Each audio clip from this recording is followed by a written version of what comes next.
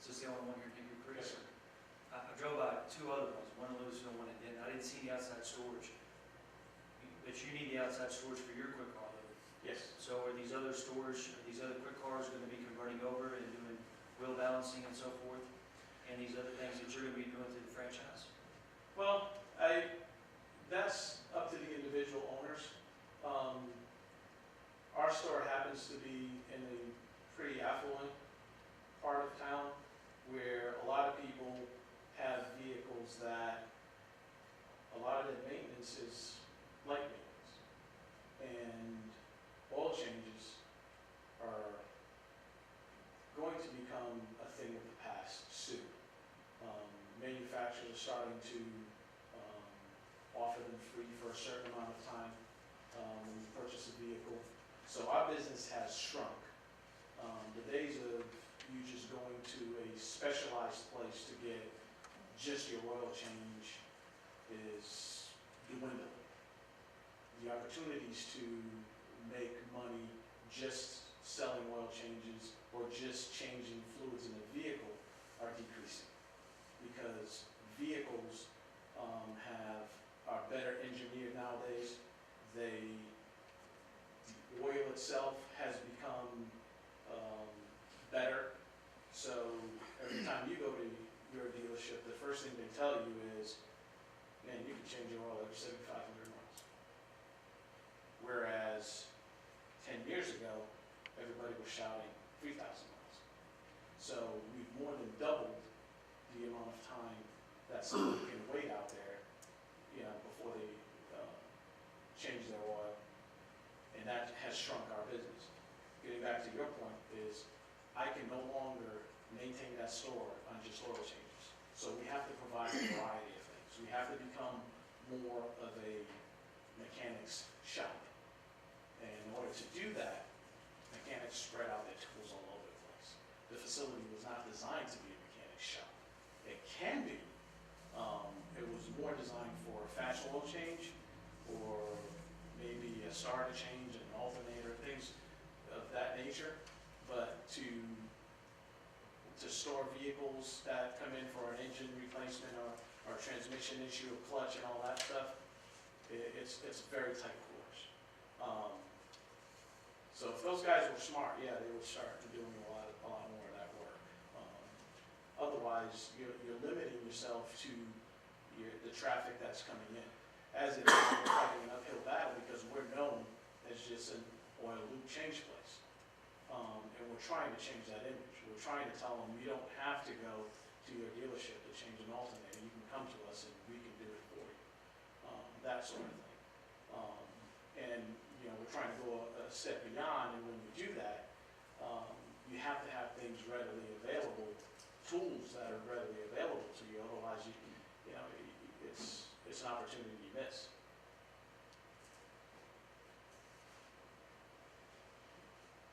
Any other questions for Mr. Santos? I do have a question. You mentioned that the building is temporary, but it can't easily be moved. Is it in your usage of this building, it will be permanent? I mean, I understand that it's... You're absolutely correct. Okay. In terms of permanent, it is not a fixed structure. Correct. So you can always call it a temporary structure. We would anticipate it being out there for as long as we need it. If the cost of it goes up, then we get rid of it, or if the business is not there and it doesn't warrant us paying for storing tools that we're not using, then the tools go in the storage house.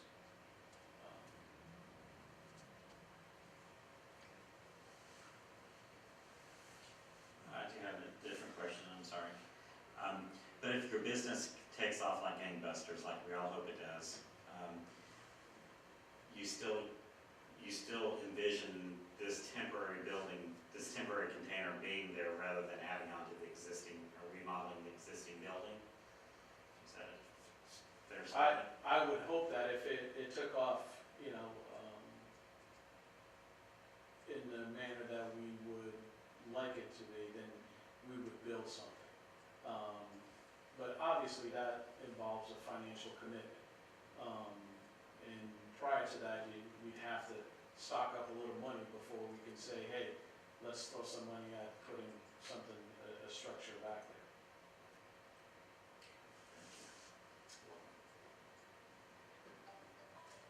Any other discussion? I've got a couple of questions, but I'm not sure if I'm allowed to speak on this matter. Am I good to go? So, looking at the design, first of all, I appreciate you coming and representing your business. It's much easier having you here to ask questions than Sure. just giving the permit, so thank you for taking the time to come and present the opportunity to discuss this. In your design, where you've got the 8x8x20 container, it's right at the back edge of your building. You might be able to see a little bit of it from the street, from Swisher. Is it feasible for you to move it over completely to the land that you own, like behind your building, to where you can't see it at all from Swisher? Absolutely. You would only be able to see it from the pasture behind you until Yes. that dirt is turned, until construction goes on there or whatever. So if you would be willing to move it completely out of view from the street, unless you were to drive behind your building, you wouldn't see it. You'd be willing to do that? Absolutely. Okay. Second question, would you be willing to do some sort of a temporary permit? Would you be willing to do this on a trial basis? Let's try it for 6 months and see if citizens complain about it, or if we don't like it, or if we do like it, or until new construction comes behind there, maybe the new property owner won't like it. Would you be willing for a temporary permit? I could consider it. I guess the question really is, if what's good for the goose should be good for the gander. So there's only 2 people in town that are doing oil changes, right? That are in Hickory, in the town of Hickory Creek. Yes, because the So other ones in. you're trying to diversify your business Yes, sir. and compete. Yes, sir. Completely get that. So would you, I'm willing to try, and I'm a fair person. I believe in being upfront, and that's why the application was submitted.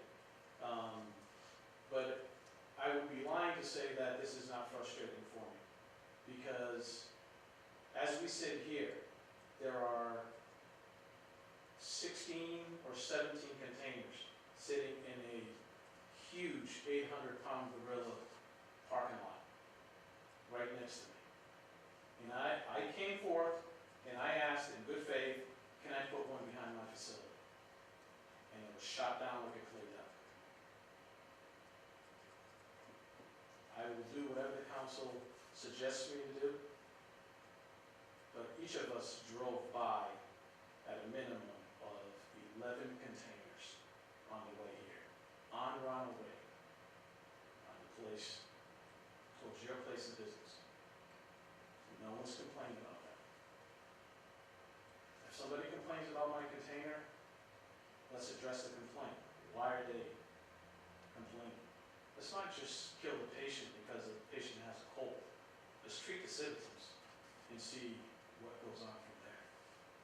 I would ask you to consider it. Is it going to be an eyesore?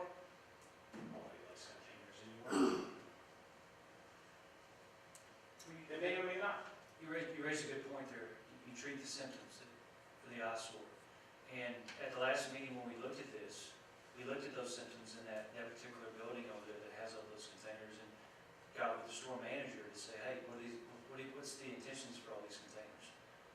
And Roger, you want to tell him what the email and what you talked to him about, what he said? Well, basically, I wanted to know if he's ever been issued anything to have them there. He had to check with his corporate, they couldn't come up with anything. But they are willing to move the permanent ones that would be between the Sonic and Walmart.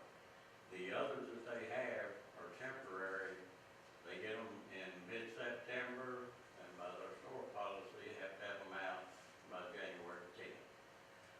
And basically what that is, their Christmas season. All the Christmas stuff comes in the extra container. Sure.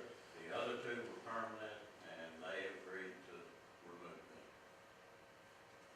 So for us as a council to set up, I know you said it was shot down like a clay pigeon, but we gotta look at the aesthetics of the town. And you brought that to the forefront when you said, hey, look at Walmart, look what they got. Why isn't it fair for everybody else? So when you look at that picture, and we addressed it with Walmart and with store manager, and then you go right next door to, say, Bank of America, and then you got an Aaron's Furniture, which ships a lot of containers, especially from overseas. How many containers should we put behind that store if they decide to come ask us for containers?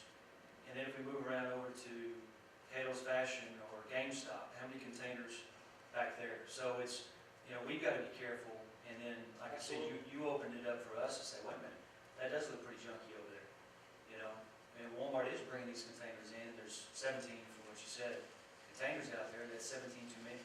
Sure. And the store manager even said that himself, yeah, we got a lot of containers over here. And 2 of them that we've had sitting for a long time, whether it be, I haven't counted the days, I don't know. Sure. Drive right by. So then when you move over to Sonic, which is just a drive-in, nothing really there, you move over to Blockbuster. Maybe Blockbuster needs a container.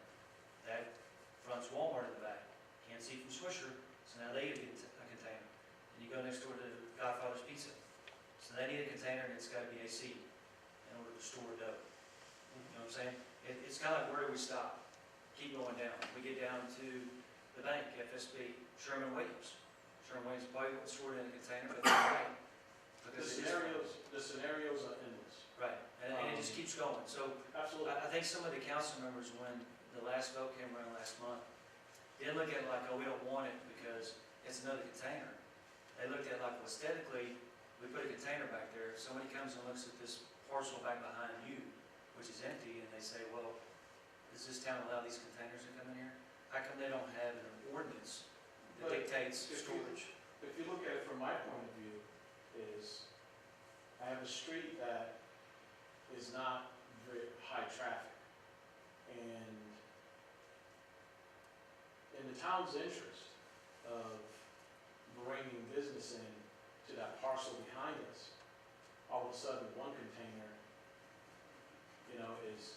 might be considered an eyesore for somebody looking at buying that land. But those containers regardless of what Walmart says, their official answer to you guys, those containers did not appear overnight. They've been there for a long time, because I've been shopping for a container for quite some time. And those containers are on a name drag. But there's no one purchasing anything on either side of Walmart. It's all built up, nobody cares, until some little guy popped his head up and said,